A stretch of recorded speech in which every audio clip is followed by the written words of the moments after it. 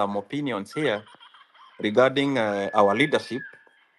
First thing, me naona like we need to do away with these political parties because ukiangalia nowadays, I know there are people who fought for this multi-party democracy, but as the time goes by, it has lost its meaning because ukiangalia imekuwa kama tribal cocoons ndio wamechukua hizi political parties, like no one else will ever come to shine with that political party. So for instance, if you go to maybe Eastern, unaona tu Kalonzo na Wiper yake. If you go to Nyanza, Raila. If you go to maybe Central and Rift Valley, you see UDA. What if we do away with these political parties? We'll have independent legislature. Mtu akiingia anaingia ka independent. So your brain is not taken by the party. You think as your own. And then during elections, ukienda pale kuvote, you are not voting someone because he belongs to a certain party within that area. You are voting a person because of his agenda or whatever he needs to do as a person. So come as you are, without a party, tell us what you got, then we vote for you, or we put you on the trash, including the presidency. Hii maneno ya kuja na party, I feel like ndio imeinfiltrate hii maneno yote tunaongelea. Hata hii finance bill, kama aguge kuwa na party yoyote, ati mtu anatoa orders, you must do this. It could be very simple. If people say no, watu wanaenda tu wana vote no, depending with their own brains. So that was my first point. Second point, it's about qualification. I don't know whether the qualification of CASs and all those appointments, zenye naonanga government ikipeana, whether there are some qualifications need to be there. For instance, CASs, like ukiangalia some ministries, unauliza, what are the qualifications to be a finance minister? What are the qualifications to be maybe energy minister? You know, I feel like you're supposed to be in that area for you to qualify to be a CS because you understand more about that profession. So that's something we need to check because all these CSs must go home. Third thing is about corruption. Niliona like when Ruto and Gachagua were elected, they came yapping, oh, we found empty coffers. Okay, we found empty coffers. So it means the money was looted from the government. So it's like you are telling us, you know, the thieves. What have you done to recover that money? Because it's like you are intending, like the thieves were from the previous government. Have you arrested them? Have you recovered the money? And then now you come and tell us here, we need to pay loans. Why do you have to pay loans? And very well, you told us the money was stolen. You need to recover that money to pay off your loans. There's no way you can pay loans, and yet we know the money was stolen. That can't work. So he needs dialogue, but the dialogue he won't. I don't know which kind of dialogue he needs because at the end of the day, he knows what's easy to do. At the end of the day, I don't think like he's ready to solve anything. If you're calling for dialogue and you know what you need to do, I think you're not going to solve anything. And the best way is to get out and pave way for another person to come. So that's all I got. Thank you for that, speaker. Bye. Thank you, Cole. Um, Mr. Catch, sorry. Yes. Okay. Salamu kila mtu. If you get greetings from me, just raise up your hand or clap or thumbs up. Greetings and thank the Almighty God for keeping all of us safe.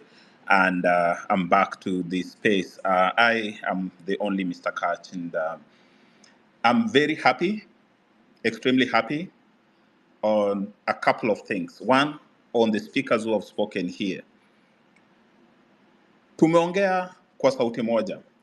There is a slogan and it's being underrated, but I think it's a very important slogan. And those three words, those words should be, kila mtu aprint aweke hapo mbele. It's saying, drain the swamp. drain the swamp.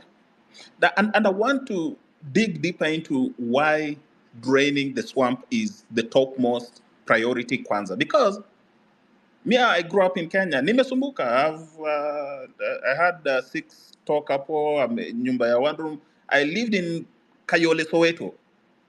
I struggled. We couldn't get fees to go to school. My mother had to do business of sugarcane and do all these kind of things. And by the time I was a straight A student. By the time I was leaving high school, I was shipped to Nairobi. I started walking around industrial area, kugonga magate, nipatie kazi ya kibarua, and so on and so forth. But if you look at what was happening, was that there is a systematic corruption, bad governance, and blatant disregard for constitution. Imagine, let me give you an example.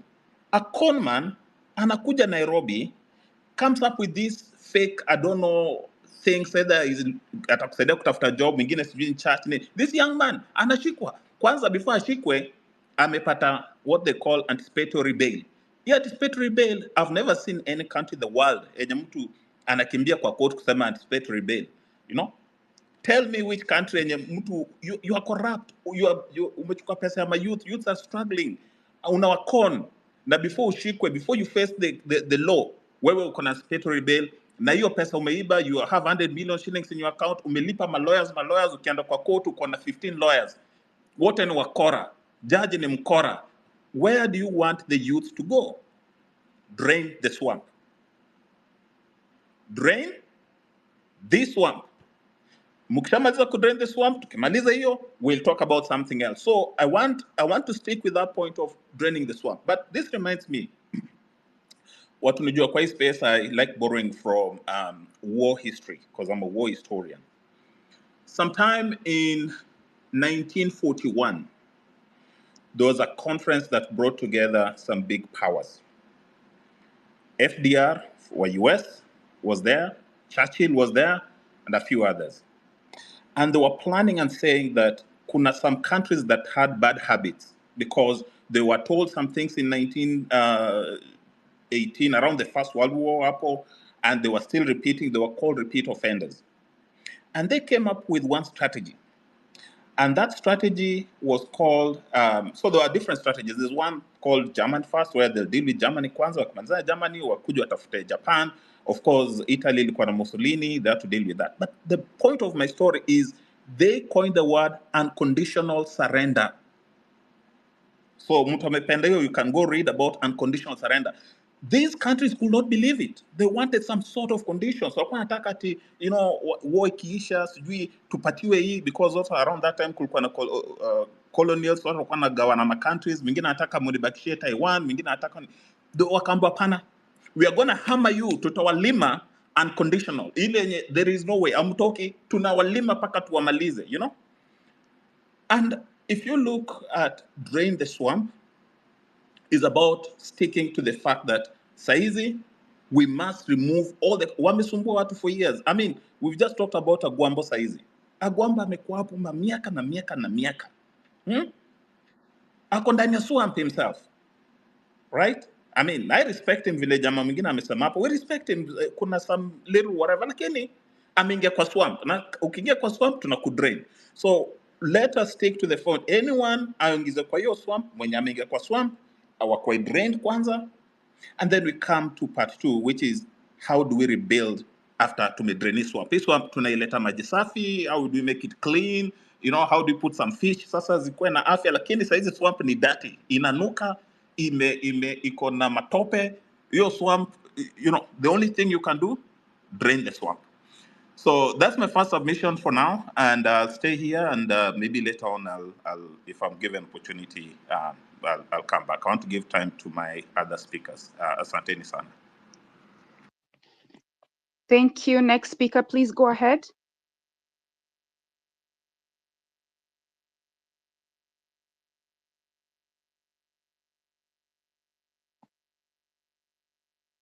He's not coming.